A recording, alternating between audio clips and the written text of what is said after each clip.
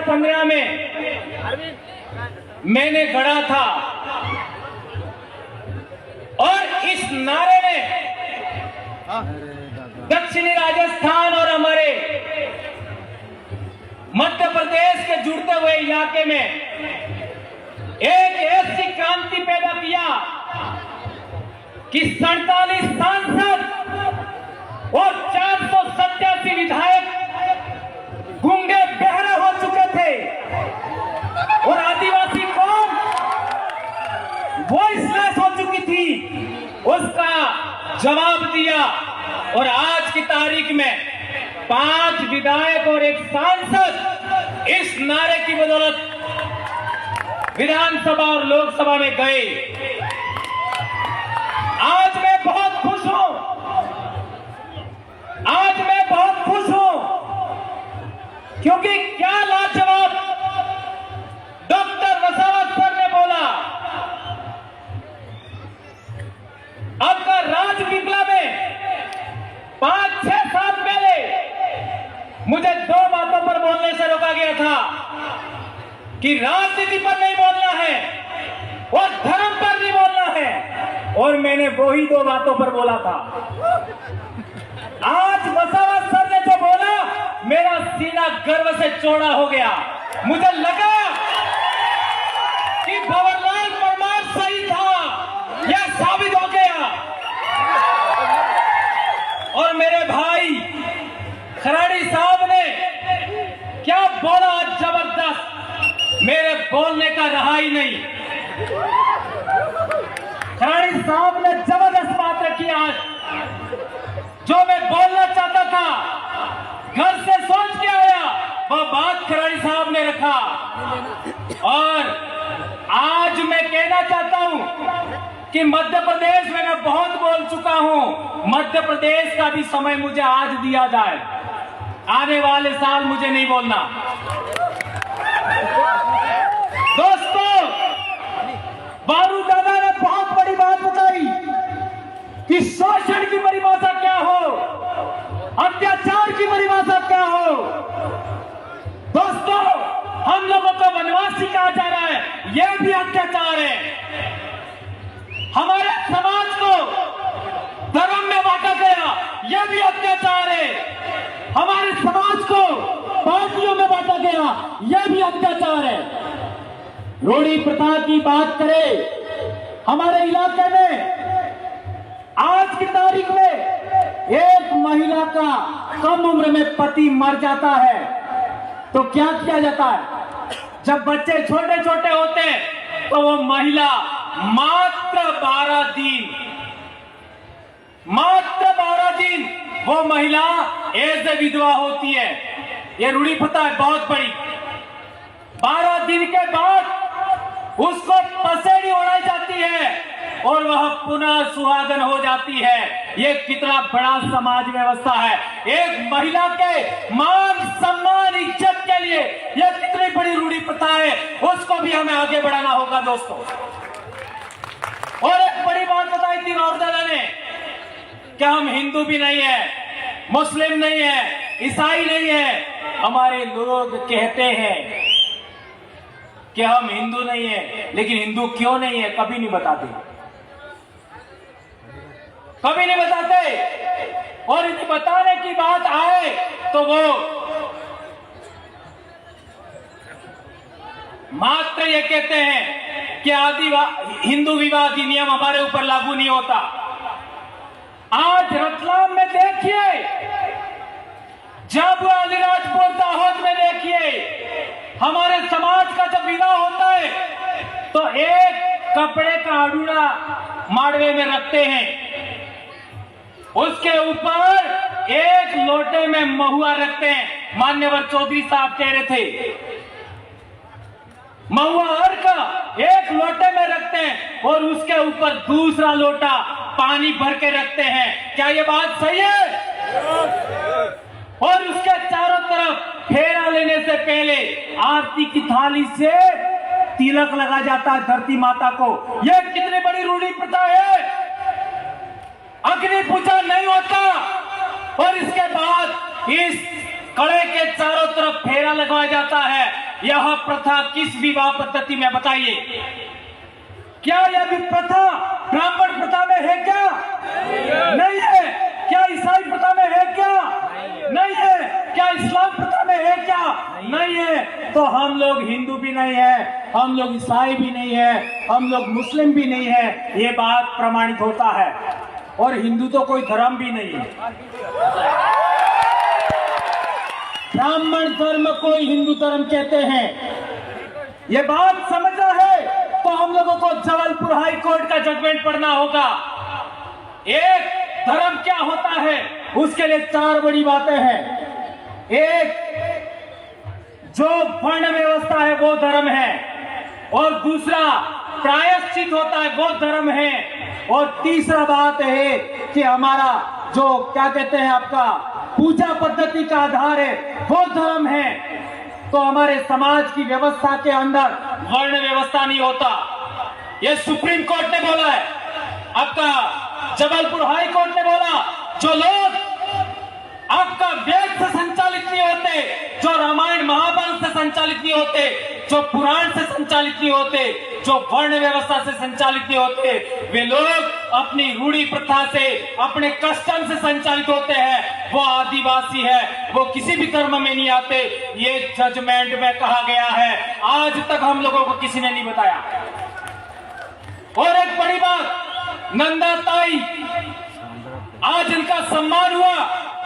नंदा ताई के जजमेंट में कहा गया है अबोरिजिन्स और शेड्यूल्ड ट्राइब, यानी शेड्यूल्ड ट्राइब का मतलब हुआ अबोरिजिन, अबोरिजिन और शेड्यूल्ड ट्राइब, और ब्रैकेट में आदिवासी लिखा है।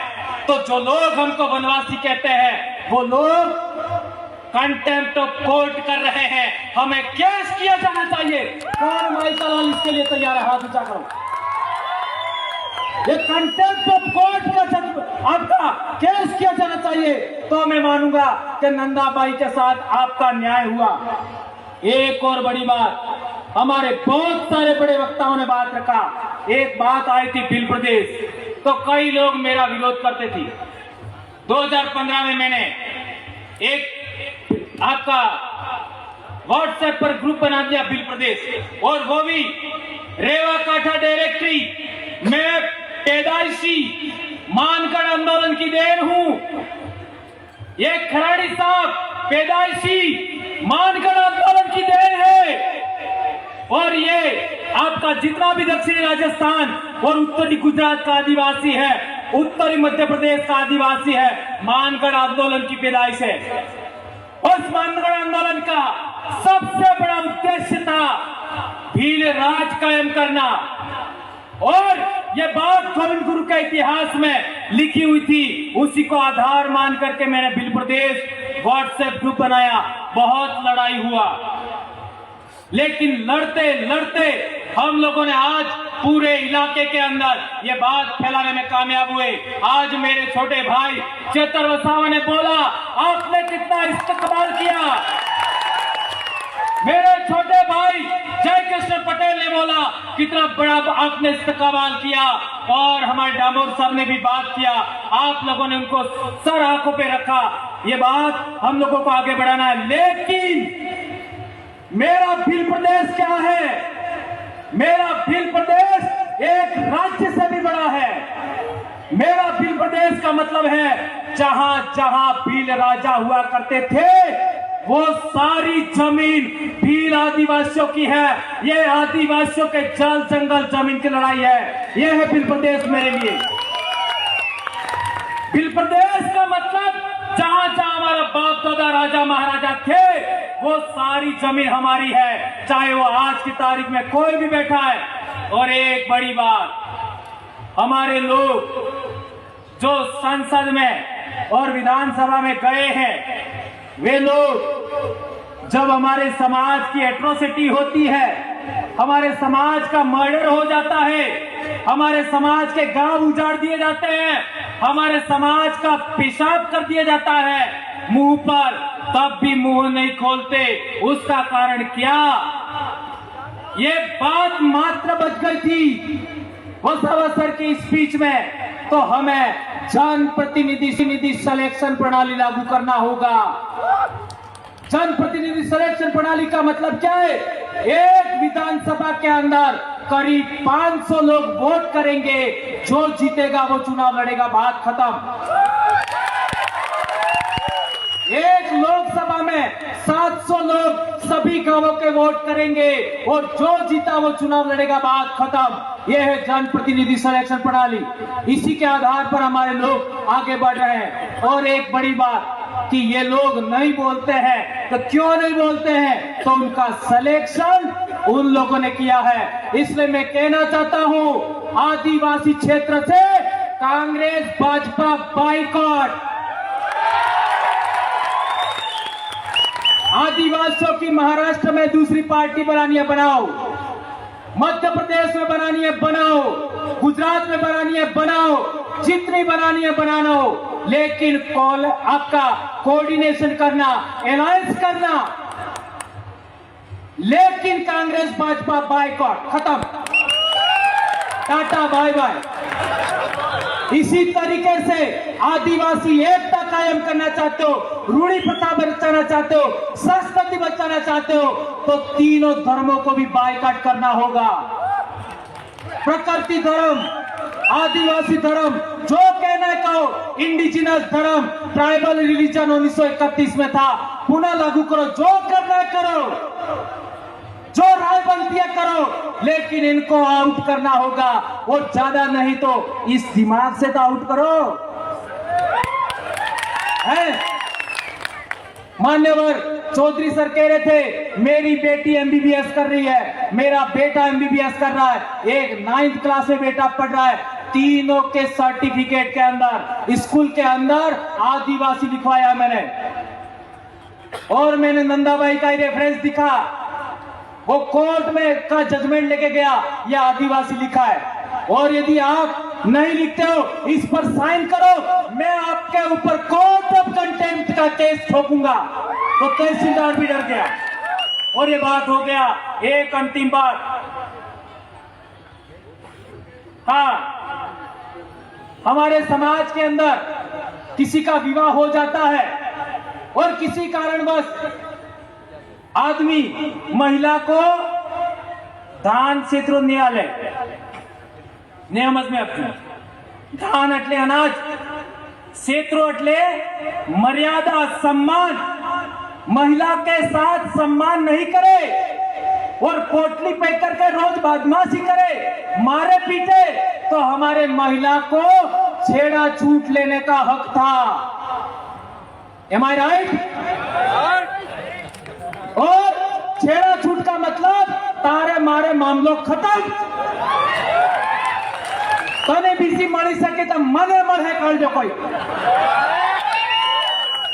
ये बहुत बड़ी बात है दोस्तों। यह हमारी विवाह पद्धति, हमारी पूजा पद्धति, हमारी रूढ़ी प्रथा, कस्टमरी लॉ के लिए बहुत बड़ी बात है। एक और बात, जो टाइगर प्रोजेक्ट के नाम पर हमारी जमीन छीनी गई, अभी पालकर को लेकर के जो हुआ, पिछली बार कालूराम दादा ने बोला था और अभी एक भाई ने भी, हमारे साथी ने बोला, पालकर में क्या क्या हुआ, स्टैच्यू ऑफ यूनिटी पर क्या क्या हुआ, आपका केवड़िया में आपका क्या क्या हुआ, हसदेव में क्या क्या हुआ, मणिपुर में क्या हुआ। हमारे लोगों को गुमान था हमारी राज्यपाल आदिवासी है, हमारे लोगों को गुमान था हमारी राष्ट्रपति आदिवासी है। क्या किया? सिफर। इसलिए मेरा विश्वास उठ गया है और मैं लंबे समय से कह रहा हूं, सरकार तेरी नौकरी लेना तो ले ले, मैं कभी चुनाव नहीं लड़ूंगा, लेकिन तुम्हारा बंदोबस्त करके छोड़ूंगा, नहीं छोड़ूंगा। और आदरणीय वसावा सर को भी कहना चाहता हूं, मैं जिंदगी में कभी चुनाव नहीं लड़ूंगा, लेकिन नेता पैदा करके छोड़ूंगा। मैं तेरे बाप की औलाद हूं, मैं मेरी मां की औलाद हूं और बाप की अकेली औलाद हूं मैं। और 2011 से इस बीमारी से पीड़ित हूं, फिर भी नहीं डरा मैं। कितना क्या क्या हुआ मेरे साथ, खराड़ी साहब को पूछ सकते हैं आप लोग, एपीओ किया, निलंबित किया, क्या कर लोगे? लाखों भंवरलाल परमार पैदा हो गए। धन्यवाद दोस्तों, आप लोगों ने मुझे इतना बेरहमी से सुना और संचालक भाइयों ने, मेरी बहनों ने, मेरे भाइयों ने और इतना मुझे समय दिया। आपका दिल से जोहार करता हूं। और आज की मेरी स्पीच मेरे आइडल वारू सोनवणे और कालू राम धोदड़े को समर्पित है।